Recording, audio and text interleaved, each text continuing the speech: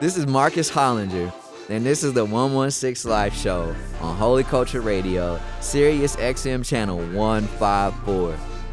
Welcome to another episode, another week at the 116 Life. My name is Marcus. I'm one of your hosts, and I'm here with my good friend. Hey, Harris. And once again, this is the 116 Life on Holy Culture Radio, SiriusXM Channel 154. Hey, it's just me and you today, buddy. What's up? Man, I'm good. How you feeling, bro? I'm feeling good. I'm doing all right. I'm thankful for everybody that's been rocking with the show, man. It's been fun, tapping in with you every week, and seems like people really cute, really tuning in. So yeah, I also agree, man. I really enjoyed this, and sometimes it can feel like you're like building something and you're putting your all into it. And just the nature of just the consistency that it takes to build something. So I've grown in my respect for creators, artists, people who like show up every day and just go through a routine, give your best, and sometimes that's all you can really do. So that's part of the work life. The work life is a piece of the 116 life. That it is. It's work. It's work. We were created not just to praise and worship, but you were created to work. And so I feel like Christian, faith person, wherever you are, artist, you got to at least enter into that conversation and embrace the work. The work ain't always fun. Nah. You know what I'm saying? Nah. I was thinking about, so we do a spiritual nugget every Monday during staff meeting. Like Marcus has said this before on the podcast. This is business. This is a record label. It's for profit. Nothing sugarcoating about that. But the ministry work is done throughout how we live, how we carry each other, how we carry and how we interact with each other. And so we basically offer just a little tidbit every Monday during staff. And Marcus be out here laying gems down. Look, Marcus and Lecrae, every now and then I'll drop a gem. You be tapping in. Once every like 2 months. So yeah, you gave this really dope nugget. Speaking of work, about like work rest, and we sit right in the center of creatives and craziness and 24/7 social media cycles. Like, talk to us about what you were saying. I think it'll be good for our audience to hear. Oh yeah, man. Yeah, dude. First and foremost, just want to give a quick shout out to Lecrae, because I think that tradition of the nugget really came from when I was an intern. And he stood up in a staff meeting and gave a nugget, and it wasn't like a consistent. It was a thing, like for that moment. Maybe it'll happen again, maybe it won't. But I was so inspired by that after it kind of petered out for a minute, I was like, nah, we'll bring it back and I'll do them if that's what it takes. But that has to remain part of our culture. And I also want to give a shout out to Tim Keller. A lot of I mentioned him early on because this really came from him, and the rest was just kind of internalizing. So it kind of came from 1 Thessalonians 4:11. I'll start at 9. What he says, now concerning brotherly love, you have no need for anyone to write you, for you yourselves have been taught by God to love one another. For that indeed is what you are doing to all the brothers throughout Macedonia. But we urge you, brothers, and this is where it gets good, to do this more and more, and to aspire to live quietly, and to mind your own affairs, and to work with your hands as we instructed you, so that you may walk properly before outsiders and be dependent on no one. And so what Tim started to unpack was this notion that where that letter was originally written, there was just a culture that to work with your hands was considered like dirty work. Like it wasn't considered good work, because they had that separation between mind over matter. Only that is which is spirit matters, and and so it's just revolutionary for him to say like, no, work with your hands, and saying that no, all work is important work. All work is work that is blessed by God. All work is a calling. Gotcha. So do it. And then he kind of went down this path of talking about work and how Christians should approach work. And on the one hand, you had, our work should be work that serves others, right? And our work should be work that kind of calls on our unique gifts and capacities. So what are you good at, and how can you use that to serve others?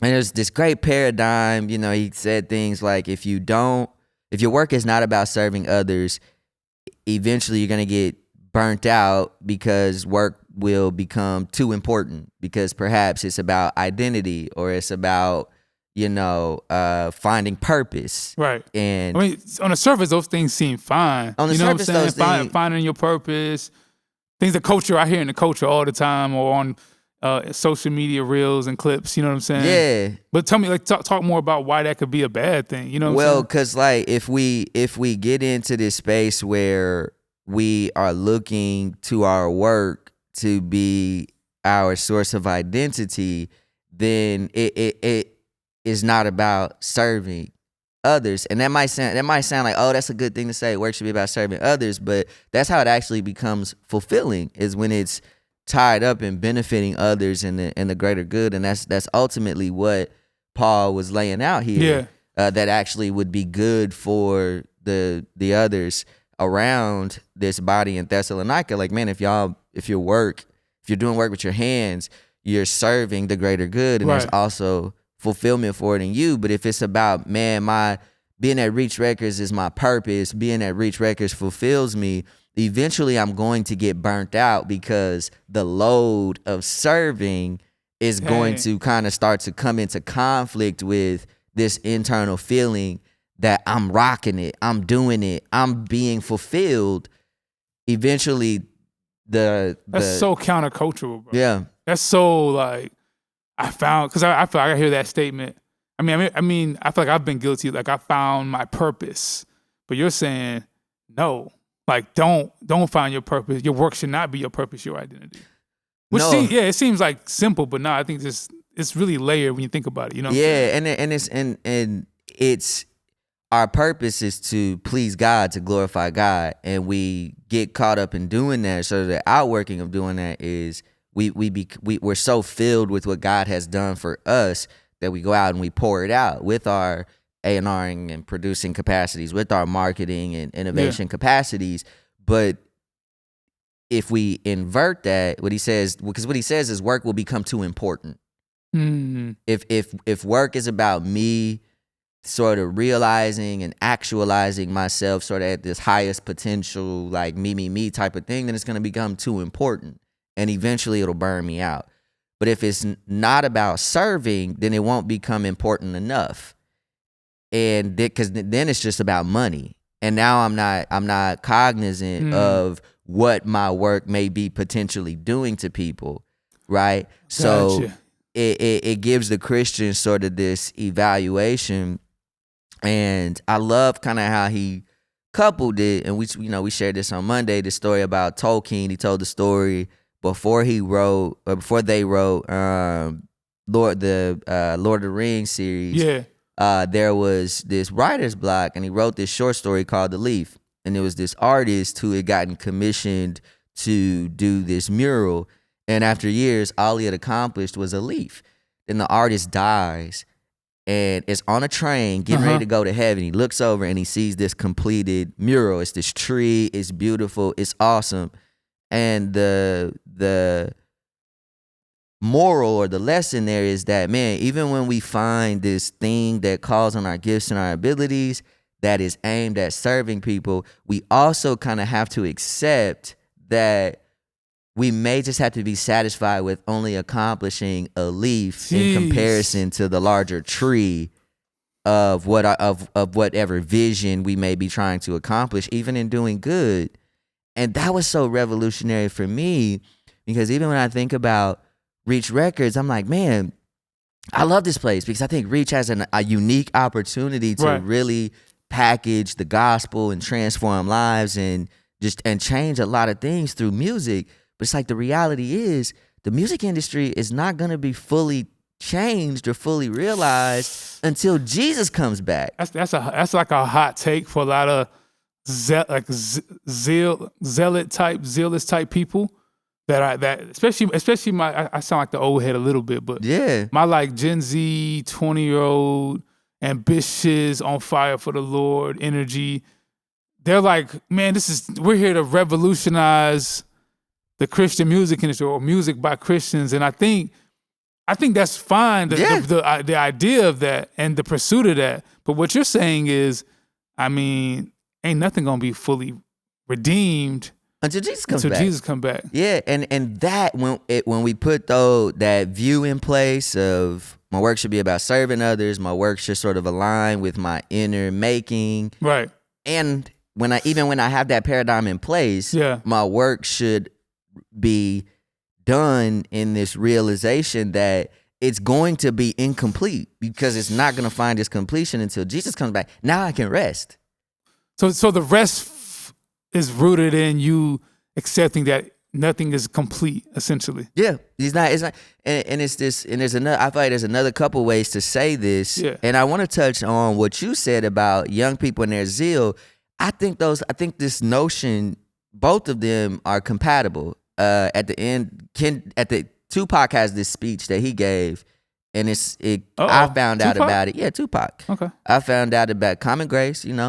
Wisdom. The apostle Tupac. All truth is God's truth. We can receive truth. I'm just pulling a Reach Records YouTube comment energy on you. It's all good. It's all good. Bring the smoke. We love it. Okay. He had this notion that, man, it's always gonna be young people who quote unquote change the world, because you're young, you got this energy, you're so discontent with the way things are that you take risk, you have all this energy, you do your thing, and that's actually, all great movements are youth movements. And I agree with that. Yeah. And I think what ends up happening, though, is the reason why a lot of times you don't see, and what he went on to say is like older people, they just get content, they just kind of fall into the status quo. And I mean, it doesn't, with our own eyes, we can look around and see that. But I think what happens is, it's this notion of, my generation is gonna change things. I'm gonna be the change that the world needs to see. You get burnt out.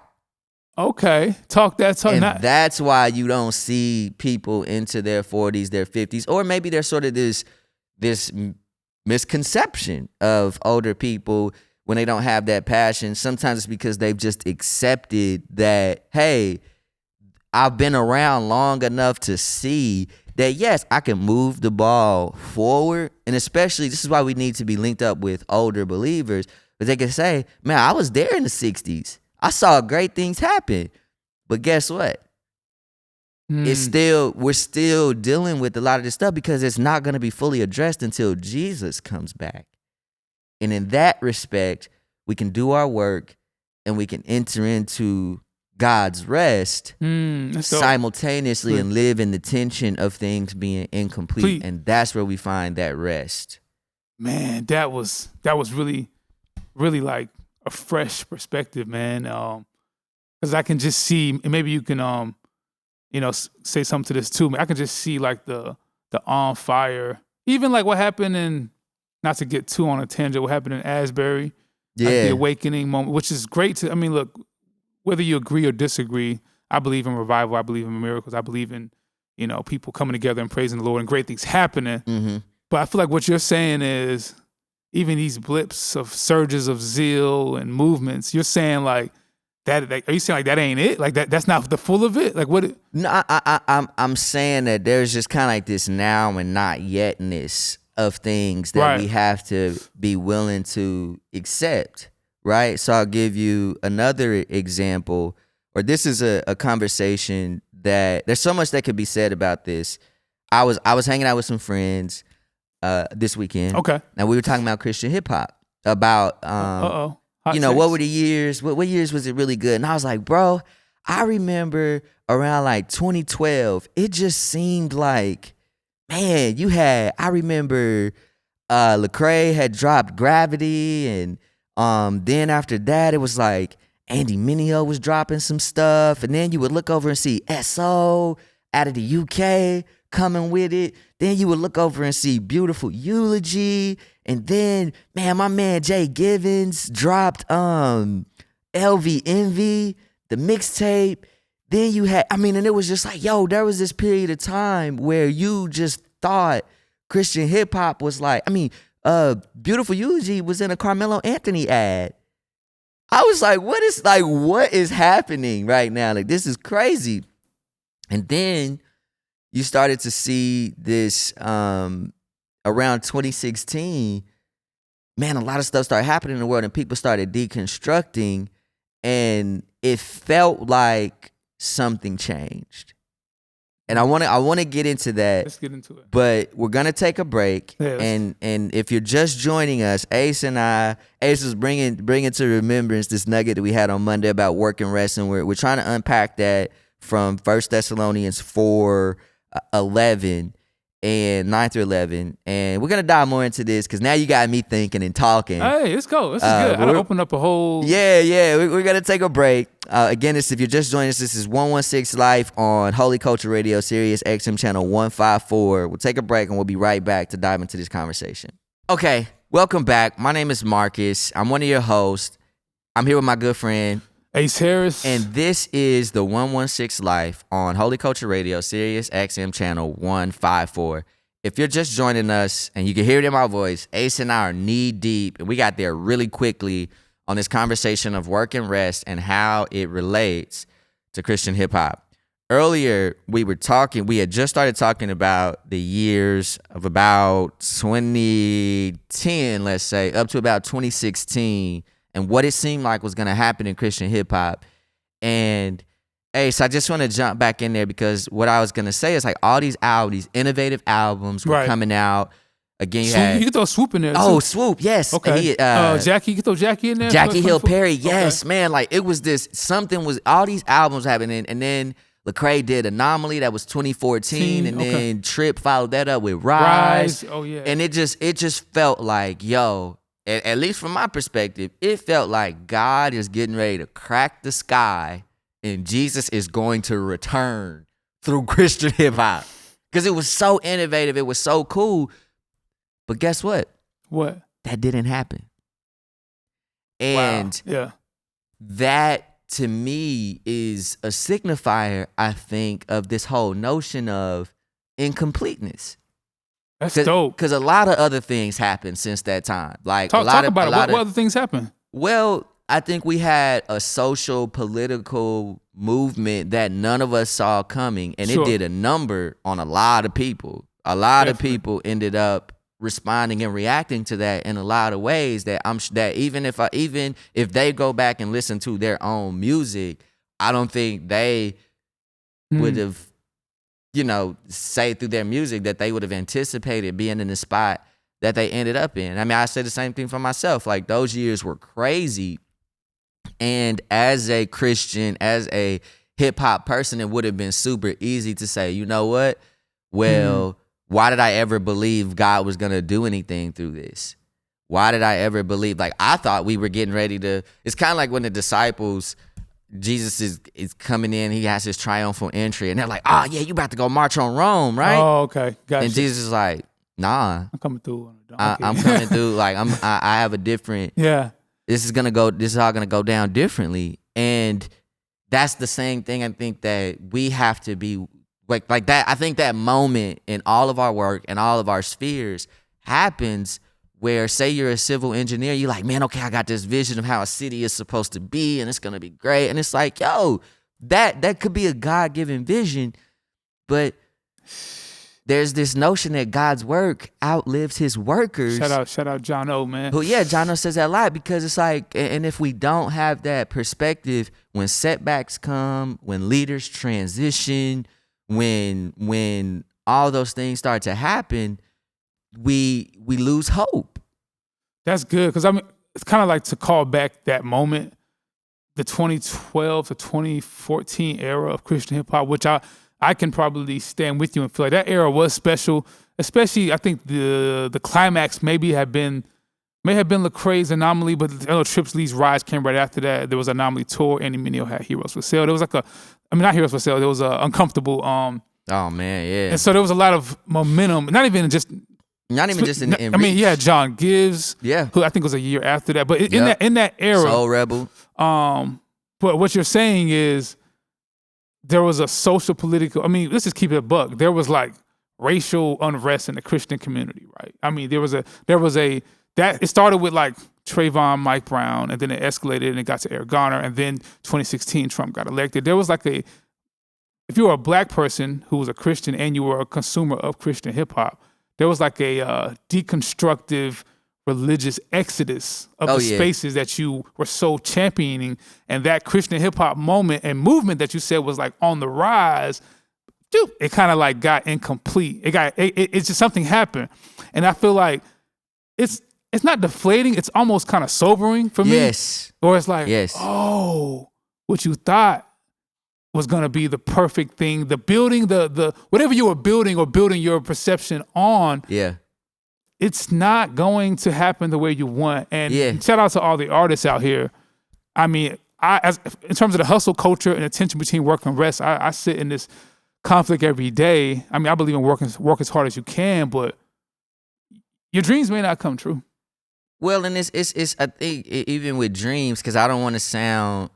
What I don't want to happen is to sound because maybe these dreams may be incomplete. Yes, like this is what we have to look at. It's like our dreams are valid, our dreams are real. Right. But here's how you know you have a God-given dream, right? It's going to be accomplished after you. Like it can't be fully accomplished. It can't be fully realized through you. God's work always outlasts his workers. I remember that's good. When I was first coming into the faith, there was this story they told me about how cathedrals are built. And there was just this perspective of one generation would know, like, hey, in our lifetime, right, we're going to work on this thing for 30 years, and all we're going to accomplish is laying the foundation. But here's what they would do. While they were laying the foundation, they would plant trees. And these trees would take 60 years to grow. They would lay the foundation, plant these trees, and then when they died and the next generation came behind, they had the wood that they needed to deal with the inside, to build the internal structures, the chairs, the pews, the things like that for the cathedral. And that, imagine being able to rest like that and knowing like, hey, okay, in my lifetime, this is about, the dream is a cathedral, right? Right. But in my lifetime, I'm going to lay the foundation and rest in that every day, just knowing, hey, there's a boundary on my work. Say that again. There's a boundary on my work. I'm going to show up faithfully, do my thing, and I'm going to go home, I'm going to rest, I'm going to chill.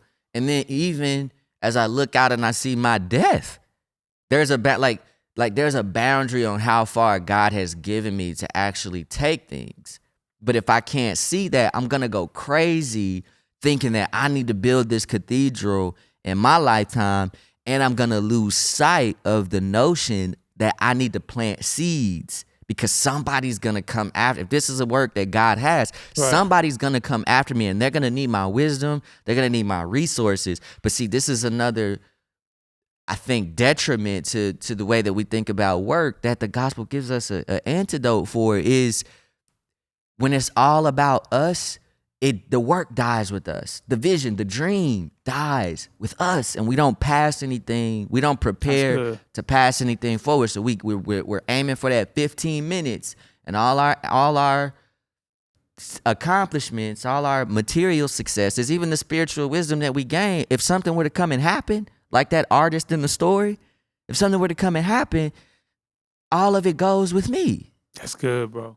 I mean, what can you say to the artists, because I know we have a lot of people who are in the creative community who tune in. Maybe I have two questions for you. One, can you share a moment in your life where you had a dream and it was quote unquote yours, and you realized that it wasn't, and you had to rest in that, and the work that you thought you were supposed to build was incomplete? Sorry, I put you on the spot. Yeah, no, that's a great question. So when I was in college, I think it's in the story of how I got here. When I was in college and I got called into the faith, I was building up myself to go into advertising and all this stuff. And I had, my senior year of college, I had all these job offers across the nation, and I thought all roads have been leading to New York. God called me into ministry. I didn't go to New York. I stayed in Kansas. I did campus ministry for 2 years. And even in that time, I was like, okay, cool. I'm going to build a ministry that develops creatives and helps them to use their gift of creativity, get a Christian worldview, and go out and change the world through art and a Christian worldview. Right. And so I did that. And I was like, you couldn't tell me that that's not what I was going to do. And that was my dream. That was my passion. That I had a 1994 Chevy Silverado that I would drive from Kansas to Oklahoma to Kentucky, raising funds to support this ministry. And not a week after I got fully funded to do that ministry, I got called down here to Atlanta, and I had to completely leave that. I had to leave everything I built behind for somebody else to pick up and carry through and keep going. It was just all those relationships, that team that I had about 50 people who were giving money monthly to support me. That had to go get dispersed to other ministers. And I mean, this was hard work. Like I had sacrificed a lot to build that ministry and to build those relationships with those people to support me. But then it had to go to other people because I got called to leave everything I knew to come here. And that's just how God, I mean, that was one example in my life. And the work that you left behind, it was, you didn't get to complete it. No. But you essentially allowed it to be completed by other people. Did that hurt a little? Oh, it hurt. Yeah, I know. I cried my eyes out. Dang. When I left my last day in Kansas. I remember I was crying so much I was shaking. Why were you so disappointed? Because I think I was scared.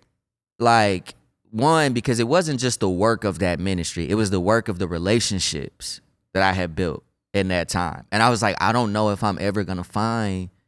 I gotta go start over. I think there's some beauty in what you're saying. Even before we get into this next segment, I just want to encourage some people who, especially artists, because I feel like I deal with a lot of artists. Yeah. Create. It's your vision. It's your art. It's your gifting, but don't hoard it. Yeah. So your rap. We get so wrapped into the work where we're hoarding the gift, and we have it mapped out how this gift is supposed to work. And I feel like we need to just enter into the place of surrendering the gift and accepting that the gifting, the work, that whatever we're building, creating, whatever we're creating, it's not going to be complete. And you can find peace in just surrendering it to, and also passing it on, releasing the song, allowing people to consume it, moving on to the next thing. Don't be so pressed in hoarding and trying to craft out your vision for what it is that you're doing, that you miss out on the beauty and resting that your work will be completed the way God will see it fit anyways. You know what I'm saying? So I just feel like I have dealt with a lot of people who are just keeping songs on their hard drive or on their desktop or keeping drawings and these are portfolios, and they're just kind of hoarding their little gifting. And I'm like, yo. Waiting for perfection. Yo, let it go. I love what you're saying, Nick. I think on a practical level, what I hear you saying is we can rest the artist or the visual artist, the entrepreneur, you can rest in putting things out that aren't perfect because you've already sort of accepted these boundaries around what you're going to accomplish anyway, that you're able. And I think that's the thing, man. I think that's the gift that we have when we enter into God's rest is that we're not tormented by perfection. We're not tormented by this endless loop. The hustle culture. And even hustle culture. It's like, nah, fam, I'm not 24/7 with it. I'm not 365 with it. Because no days off. Yeah, no, plenty days off. Sabbath rest. Vacation. Spring breaks. Yes, fulfillment. Nah. I about to say something whack, but I caught myself. and I love what you pulled out there, Ace. I think that's really good. I think that's really practical. Yeah, man. Hey, just Don't hoard it. Don't hoard the gift. Don't hoard the gift. The work is incomplete anyways. Yeah, it's going to be. It's gonna be in incomplete. in your lifetime. In your lifetime, you're never gonna realize everything to the fullest. So yeah, I love that. Let's take a break right there. If you're just tuning in, my name is Marcus. I'm one of your hosts for the 116 Life, and I'm joined by my good friend Ace Harris. And we're here on Holy Culture Radio, SiriusXM channel 154, talking about rest and work from our vantage point anyway, in the music industry. And we'll be right back after these messages to round this out with a bit more on this concept. Dope. Welcome back. If you're just tuning in, this is the 116 Life on Holy Culture Radio, SiriusXM channel 154. My name is Marcus, and I'm joined by my good friend Ace Harris. And today we've been talking about rest and work through a biblical lens, as far as we could see it anyway, in the music industry, right, and from our post. And Ace, you asked me a question in our last segment before the break about when I've kind of seen this need to sort of accept incompletion in my work. And I want to ask you the same question. Can you think of a time in your life where you've come up against the notion to kind of have to let something be imperfect and move ahead? So I want to give an example that it's something that one of our artists here has definitely been vocal about. Shout out Andy Mineo, the GOAT. So my first project I worked on with Andy was The Arrow. And I mean, I remember the camp that we had. It was just like me, Chad Gardner, Andy, and Dell, and I think it was I forgot who else was there. But yeah, we just was like laboring over this music. We were changing I Ain't Done like 5-6 times. We were scrapping and fighting, and we had songs that didn't make it. And it was just I remember that moment feeling like we had something good. And we loved the songs. I remember Clarity got condensed from like a 7-minute song to like a 3-minute song. And we had something that we really felt was good. But I remember feeling like, especially me and Andy, like there were still some things missing. And I mean, we know we had a great product, but I think the creative energy, especially from Andy, and I can definitely get pulled in that world. I know even though I'm a person who's like big on execution, finishing, when it comes to your own touches, sometimes you got to eat your own medicine, and I can be an overthinker at times too, just nitpicking at stuff. And we turned it in. I think we had some deadlines to meet, and we knew it was good, but I remember feeling like, yo, this is kind of what it is. And I also felt like that on, what's funny is that project, the songs that didn't make it left, they were left on Angie's hard drive, and it prompted me and Dell to basically, more so Dell, to speak to Andy doing the work in progress tape, which is kind of like a product that was based out of that notion of incomplete. I love that. Great ideas, didn't make Arrow. We got that one out, well received. Next stage, what are we doing?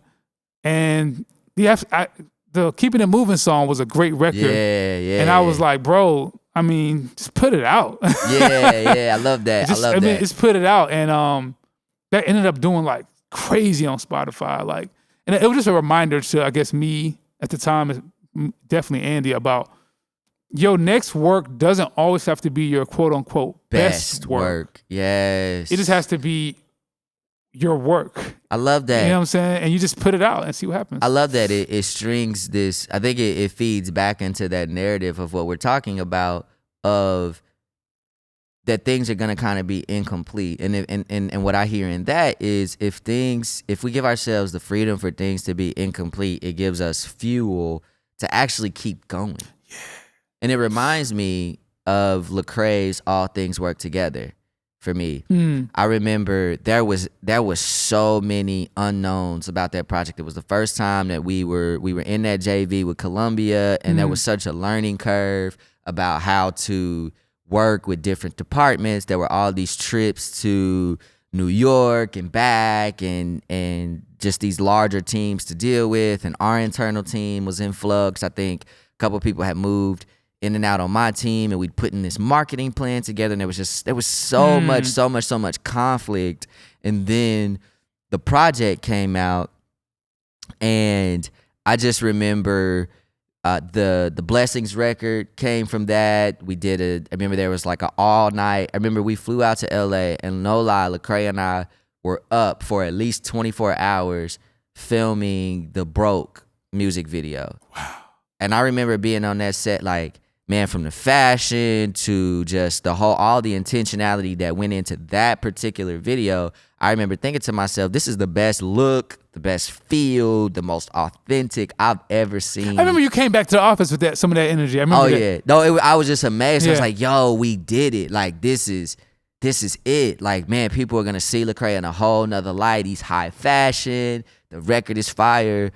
And, you know, the cycle of that album, there was just such an incompleteness to how, I mean, the ideas that we had, the funding that I was going after, the installations that we were trying to do. I mean, there were some real dreams that were on the table for that project. And thankfully, yeah, like that, you know, we got I'll Find You out of that. We got Platinum Plaques. Yeah, but Gold man, Plaques. if y'all knew what the marketing plan looked like for that album, I mean, it was incredible. And I remember when that album came out, there was this feeling, there was just this sinking feeling in me. Yes, because I felt, I was like, no, there was so much more that we could have done. And I remember it was sometime in the playoffs where Kobe had lost. I can't remember, it was a game or something. I think it was a regular season game. They lost to the Heat. And after that game, Kobe refused to leave the gym. He stayed in the gym shooting until they cut the lights off and all that. And I remember that came into my head, and I was like, nah, I ain't getting out of this mode. And that was kind of to my detriment because I was just looking for other stuff to do. And to your point, right after that came Let the Trap Say Amen. And I just remember being able to enter into that project with a different mindset of, you like, you know what, man, let's dream. Let's try to make this dope. Let's put this out. We did some real cool stuff around the city. With that, we got some billboards, you know, with some real cool moments that went into the marketing of that product. But I think I finally, in between those projects, from a marketing perspective, I relented. I was like, okay, you just have to accept, man, that sometimes what you envision is good, and it's good to dream, and sometimes you can recycle some of those old ideas and put them out and stuff like that. But man, you just gotta be okay with the next thing ain't gotta be the best thing. Just keep going, rest, take a break, get ready for what God has coming next. It's so tough to hear. Even for me, as you're telling this story, I want to like poke and like a jab into some of those stories and be like, nah, man, go back in the gym.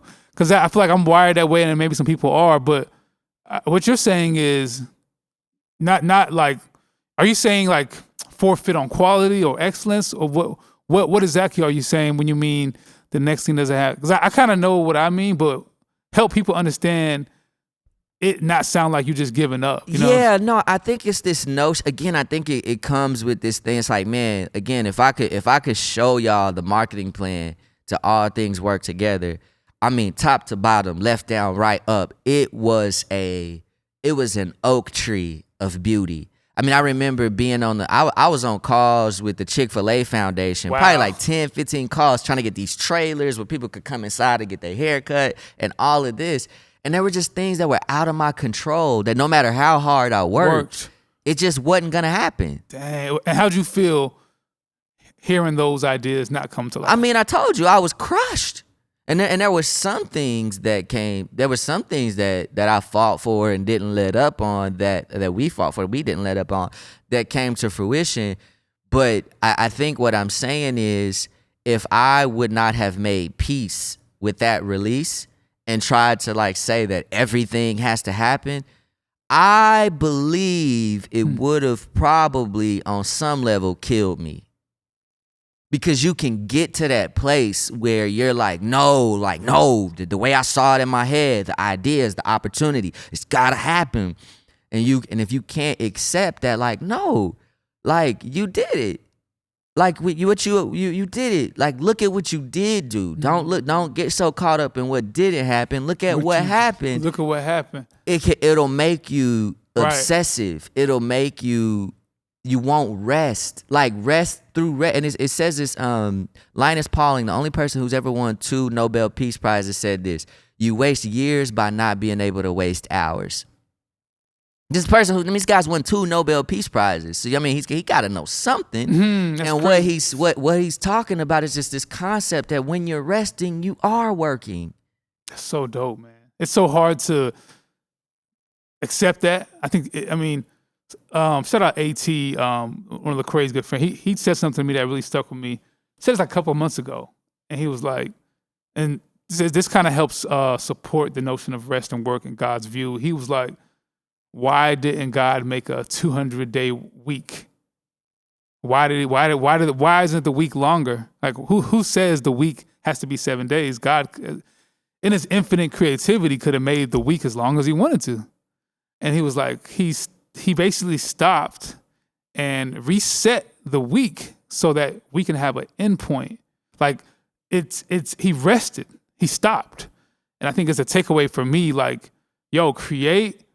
And here's the thing, I feel like people on the other side can hear this and like fall all the way back and not do anything. No, you need to work. Yeah, and work hard and rest well. And at the end, you even see it even when you think about the Sabbath, right? Where remember the Sabbath and keep it holy, right? That's for our benefit, right? For us to be able to work hard. I mean, in order to have a Sabbath, in order to actually rest, you have to work hard. Oh, that's good. Because you have to plan for it. You have to say, okay, on this day I'm out, and so I need to finish all my stuff so I actually can rest. And another practical tip, Pete Cesaro, who wrote Emotionally Healthy Spirituality, recommends this practice of just being silent, even on the daily.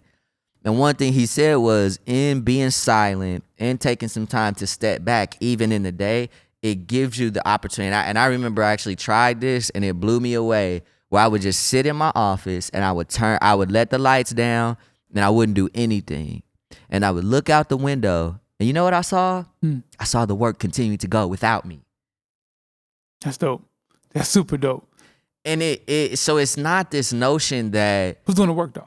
Well, God, through other people. It's this notion that, Marcus, listen, you could walk out of here and get hit by a car. Do you think Reach Records is going to collapse if that happened? No, it's not. So your vision, your what you bring to the world is great. It's awesome. Yes, and God can use someone else to keep the work going after you decided to stop, or you're dead and gone. In fact, He will. He will. Yeah, we see that in Scripture. We see that in the Scripture all the time. And I think it's humbling for people who are visionaries, dreamers. And I so empathize with those people, because I am myself one, to know that God can use your vision and He can be done. I mean, he can you're not the main character in your own story. No. You're just so contribute, but it's really not. It's really God's vision through you. And so I think it'll prompt you, or hopefully encourage you to be more collaborative, more restful, more flexible. I mean, some people are super stern, and I do admire people who are like very, very thorough with how they want their work, because there's some beauty in it. There's some beauty in an artist being like, nah, it's got to be like that. But I think it gets manic, like you said, when you're so fixated on it being the way you envision and nothing else. And I feel like that can lead someone, artist, creative, entrepreneur, dreamer, down a road of unhealth, unrest, and a lack of contentment. And that's the gift. That's the gift that God gives us. Yeah. Is this reality that I've done it all. Whether you're working to try to redeem yourself, you can't. That's good. You can't. God does it, right? Whether you're working to see your city changed, it's like the mystery of it all is no, God is doing it. He's just invited you into it for a finite period of time. Right? Yeah. So when we have that view, it actually, some people might think like, oh, that's lame. Oh, you talking that weak talk. Like you. So basically what y'all saying is like, oh, cut corners on quality. Don't give your best. Don't go hard. No. Mm-hmm. I believe the person who has this perspective and view will actually go harder. because they know I'm free. Like my identity is not in this. Like dope. I'm invited into something that's gonna go beyond me anyway. And so you become like a child who my kids, man, they go to bed every night at the same time. At the same time, they go to bed every night. But do you know what I see from 7:30 a.m. to 7:30 p.m.? What's that? I see life in all of its fullness. My kids go hard and they're having fun. And they got, when they hurt, they scream, they yell, they punch the air. When they're happy, they're happy. When they're building things, like they are in it and you cannot take them off of it. That's good. And I think that's the vision that God is trying to give us for our work. It's like, and just to kind of land the plane. It's almost like, it reminds me that all work is really unfinished outside of, but it does in view of the finished work on the cross. There it is. The work that was finished on the cross. So we rest in that, and we go hard when we can, but we rest. We work hard and we rest well. So because ultimately God is in control. That's good, man. Yeah, good chopping up with you today, man. I feel energized. Yeah. I feel like I want to work hard and then take a nap after I get done working. Well, praise God on that. Thank you. If you've just joined us on this, my name is Marcus, and I'm one of your co-hosts for the 116 Life here on Holy Culture Radio, SiriusXM channel 154. And I've been joined by my good friend Ace Harris. And this has been a conversation about work and rest and how we see it, at least, from God's perspective and as it relates to being in the music industry. We hope this conversation blessed you. We'll see you back here next week. For sure.